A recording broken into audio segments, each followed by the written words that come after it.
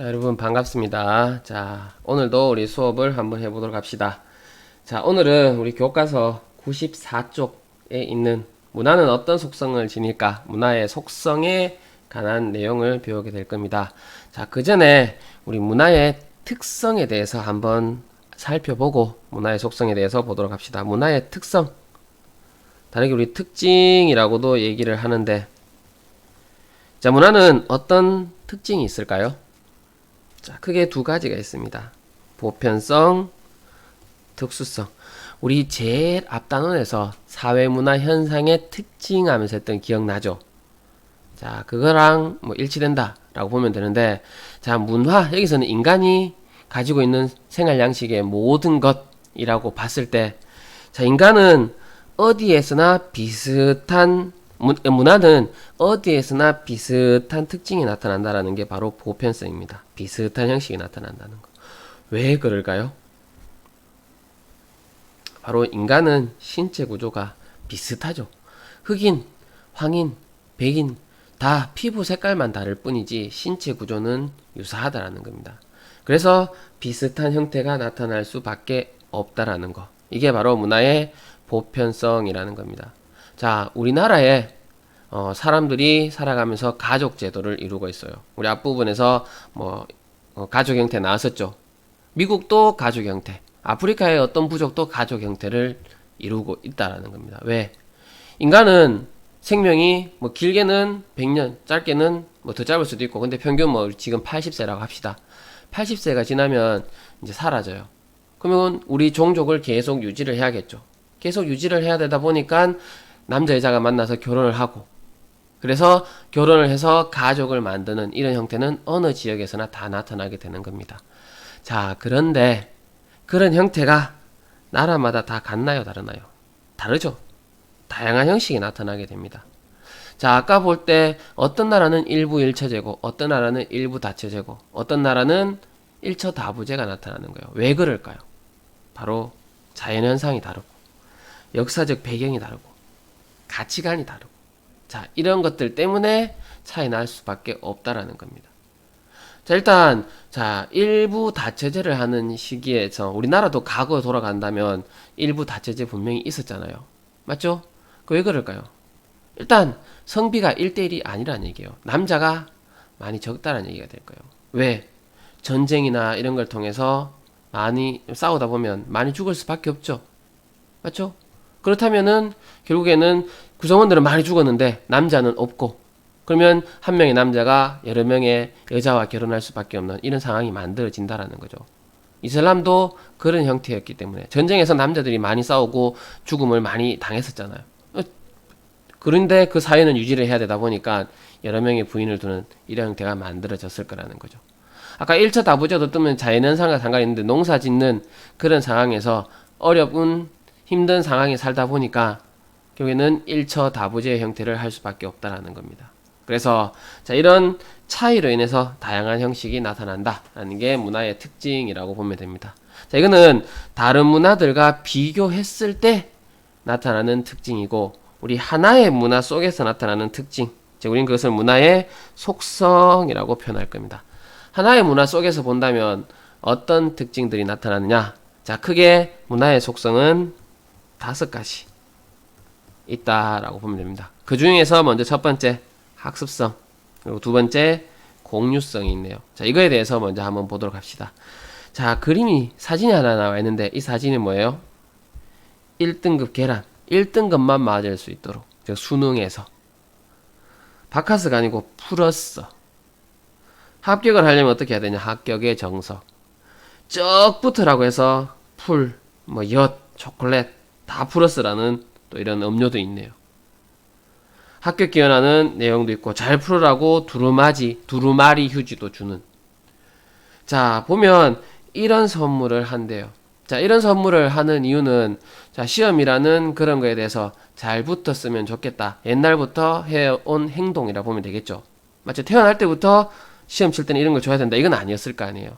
맞죠? 그래서 문화라는 것은 태어날 때부터 가지고 나오는 게 아니고 후천적인 학습의 결과다라는 게 바로 첫 번째 속성입니다. 자, 예를 하나 더 든다면 쌍둥이. 일란성 쌍둥이라고 한번 봅시다. 자, 일란성 쌍둥이면 우리가 딱 봤을 때 외모는 딱 구분이 될까요, 안 될까요? 잘 안 돼요. 선생님도 예전에 이렇게 군대에서 일란성 쌍둥이 선임들 때문에 실수를 한 적이 있어요. 자, 아무튼 구분이 잘 안 되는데, 자, 일란성 쌍둥이는 보통 보면 성격도 다른 경우도 많고, 맞죠? 취향도 다른 경우가 많고, 심지어는 만약에 한 명은 한국에서 자랐고 한 명은 어떤 상황에 의해서 미국에 자랐다면 둘 사이에 똑같이 생겼지만 쓰는 언어도 다를 거고, 맞죠? 사고 방식도 다를 거예요. 왜? 문화는 태어날 때부터 가지고 나오는 게 아니고 후천적으로 배우는 거니까. 그래서 첫 번째 학습성이라는 거 알아두면 될 겁니다. 다음 두 번째, 문화는 공유성을 가집니다. 공유성이 뭐냐? 구성원 다수가 공통적으로 함께 가지고 있는 거라고 보면 되겠죠. 자, 수능이 되면은 이런 선물을 해야 된다 라는 것은 우리가 함께 가지고 있는 생각들이 될 거예요. 그게 엿이 될 수도 있고 뭐 휴지가 될 수도 있고 잘 찍으라는 포크가 될 수도 있을 것이고, 그래서 이런 걸 주면은 내 시험 잘 치라고 주는구나 이런 생각을 갖게 되겠죠. 왜? 우리 수능에 이런 선물을 준다라는 생각들을 공유하고 있으니까. 그래서 공유성은 우리 문화의 속성, 두 번째 속성이라고 보면 됩니다. 특히 공유성은 이 학습성으로 인해서 나타나는 거니까 문제에서는 두 가지 동시에 묻는 경우도 있어요. 왜? 공유하려면 배워야지만 공유할 수 있을 거니까. 다음, 이 공유성으로 인해서 나타나는 현상들이 있는데, 첫 번째는 구속성이라는 게 있어요. 자, 우리가 함께 가지고 있어요. 함께 가지고 있다 보니까 거기에서 벗어나는 행동을 하기가 쉬울까요, 어려울까요? 어렵겠죠. 이렇게 해야 되는데 생각을 했는데 그 행동을 안 한다면 사람들이 비난을 할 수도 있을 것이고 어떤 제재가 가해질 수도 있을 것이에요. 자, 보세요. 자, 수능에 이런 선물을 한다라는 우리가 함께 가지고 있는데, 자, 자기 언니나 오빠가 시험을 치는데 내가 이런 선물을 안 했어. 그러면 찝찝하겠죠. 맞죠? 그 받는 사람은 아무 생각이 없더라도 내가 이런 거 분명히 해야 된다는 생각을 가지고 있었는데 어떤 상황에 따라서 못했다라면 찝찝할 수도 있을 거예요. 그 구성원들을 구속하고 강제하는, 그래서 하기 싫어도 하도록 만드는 그런 속성을 가질 수도 있다라는 겁니다. 다음, 공유하고 있기 때문에 예측도 가능할 거예요. 예측 가능성. 자, 수능이 다가온대요. 그러면 이런 물건을 만드는 사람들은 이제 수능이 다가오니까 이런 물건들이 잘 팔릴 거야. 이런 것들을 많이 만들어야지. 또 이런 아이디어를 통해서 만들어야지 라고 해서 물건들을 막 만들어낼 거예요. 왜? 우리는 이런 행동을 할 거다라는 예측을 할 수가 있으니까. 그래서 예측 가능성도 공유성으로 인해서 나타나는 하나의 특징이라고 볼 수 있겠죠. 다음, 모두가 함께 공유한다면 사회 통합에도 도움이 될까요, 안 될까요? 함께 가지고 있으니까 통합에 도움이 되겠죠. 어떤 데는 일본어 쓰고 어떤 데는 영어 쓰고 어떤 데는 한국어 쓰는데 하나의 민족이라고 할 수는 없을 거 아니에요. 맞죠? 그래서 통합이 잘 된다라는 거. 통합이 잘 되면 사회 유지도 잘 될 수 있겠죠. 그리고 공유성으로 인해서 타 문화와 구분도 가능해지겠죠. 우리는 이런 것들을 공유하고 있으니까 그걸 공유하고 있는 다른 사람들과 구분을 하기도 쉬울 거예요. 그래서 공유성을 위해서는 이런 여러 가지 특징들이 또 나타난다라는 것도 알아두면 될 것 같습니다. 자, 다음, 문화의 속성 중에서 세 번째, 전체성. 자, 전체성이라고 하면 됩니다. 전체. 그래서 즉 전체적으로 상호 관련되어 있다 라고 해석하면 될 겁니다. 그래서 한 부분이 변하면 다른 부분도 변화가 나타나는 것, 이것을 전체성이라고 얘기를 합니다. 자, 예를 들어서 자, 우리나라는 예전에 우리 책에도 있는데 온돌 문화였어요. 온돌은 바닥이 따뜻하죠. 맞죠? 바닥이 따뜻하다 보니까 사람들은 좌식 생활을 했어요. 밥상도 해서 앉아서 양반다리에서 앉아서 먹고, 맞죠? 좌식 생활을 했어요. 좌식 생활을 하다 보니까 옷이 타이트하고 꽉 조이면은 불편하겠죠. 그래서 한복이 보면은 되게 여유가 많아요. 품이 커요. 그래서 옷의 디자인도 우리 자식 생활에 맞게 만들어졌었어요. 맞죠? 그래서 이렇게 다 연관되어 있다라는 겁니다. 그러면 연관되어 있으니까 한 부분이 변하면 다른 부분도 변할까요? 안 변할까요? 변하겠죠. 어떻게? 온돌에서 만약에 스팀이나 그리고 천장에서 내려오는 이런 형태의 난방기로 바뀐다면 굳이 자식 생활을 할 필요가 없겠죠. 사람들은 입식 생활을 할 겁니다. 식탁에서 생활을 하고. 식탁에 생활하니까 옷이 좀 여유가 있지 않아도 되겠죠. 그래서 좀 타이트한 옷도 만들어지고 이렇게 될 겁니다. 그래서 한 부분이 변하면 다른 부분도 변하게 된다는 걸 우린 전체성이라고 합니다. 자, 여기 다음 변동성이라는 게 있는데, 자, 변동성은 시간의 흐름에 따라 발생, 변경, 소멸한대요. 즉, 변한대요, 변한대. 자, 그러면 한번 봅시다. 자, 온돌 문화. 과거에는, 온돌. 밖에서 불을 떼어 가지고 만드는 그런 형태였어요. 근데, 이게 지금 온돌은 온돌이지만 뭐로 바뀌었어요, 우리? 보일러로 바뀌었죠. 맞죠? 시간이 지남에 따라서 이런 온돌 문화의 장점은 그대로 살리되 과거처럼 나무를 해서 아궁이에 불을 뗄 수 없으니까 보일러라는 형태로 만들어졌어요. 그러면 시간의 흐름에 따라서 이런 난방 방식이 변했죠. 맞죠? 이것을 우리는 변동성이라고 합니다. 자, 주의해야 될 거 둘 다 변했어요. 공통점을 찾으려면 둘 다 변한다라는 건데 다른 점은 얘는 전체성은 한 부분이 변해서 다른 부분이 변하는 거고 얘는 어떤 원인에 따라서 시간에 따라서 변한다라는 얘기입니다. 문제를 통해서 잘 구분을 해야 됩니다. 자, 다음. 자, 이 변동성에 다가 다섯 번째 축적성이라는 게 있는데, 자, 축적성은 상징을 통해서 전승, 우리 상징은 앞에서 언어, 문자, 뭐 이런 걸 했었죠. 이런 것을 통해서 다음 세대로 전성, 쌓인다라고 보면 될 겁니다. 쌓이는 것을 우리는 축적성이라고 하는데, 자, 여기에서 우리 이제 보일러가 만들어졌대요. 보일러. 예전에 보일러는 우리가 직접 가서 누르고 뭐 이렇게 하는 거였는데, 이제는 여기에 IoT, 과학기술이 결합되어 가지고, 밖에서도 인터넷을 통해서 보일러를 끄고 켜고 할 수 있대요. 자, 이거는 이 처음에 만들어진 이 보일러에 사람들의 지식이나 이런 것들이 축적되어 가지고 그게 쌓여 가지고 만들어진 형태가 되겠죠. 맞죠? 그래서 상징을 통해서 계속 쌓여 가지고 나타나는 것을 우리는 축적성이라고 하고, 이 축적성으로 인해서 사회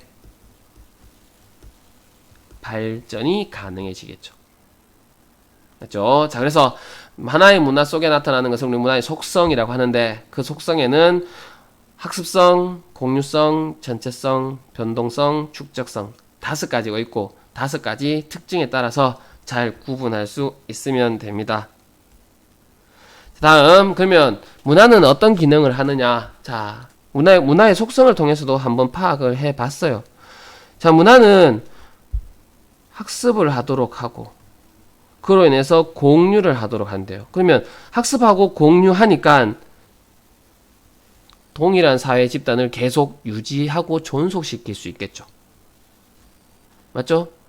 다음, 문화는 학습을 통해서 또는 축적을 통해서 변동시킨다고 했었어요. 변동을 하는 이유가 환경에 적응하기 위해서 변화시키는 게 되겠죠. 그래서 환경에 적응하도록 하는 장치가 될 수도 있어요. 또는 쌓인다고 했었어요. 쌓아서 우리의 지식을 축적을 하고 더 변화 발전시키는 이런 데 기능을 하기도 할 거예요. 또 문화는 우리 예술이라는 것도 인간이 만들어내는 하나의 문화죠. 이런 것들을 왜 해요? 노래를 부르고 미술을 하는 이유는 인간의 심리적인 욕구 이런 것을 충족시키기 위한 하나의 방법이죠. 노래를 들으면 즐겁잖아요. 해도 스트레스 풀리고. 그렇죠? 그래서 이런 욕구를 표현하기 위한 하나의 방법이기도 해요. 그래서 자, 문화는 다음과 같은 기능을 가지고 있다라는 거. 이 기능은 꼭 네 가지다라고 할 수는 없었고 이걸 더 분리해서 더 많은 기능을 있다라고 표현할 수도 있을 겁니다.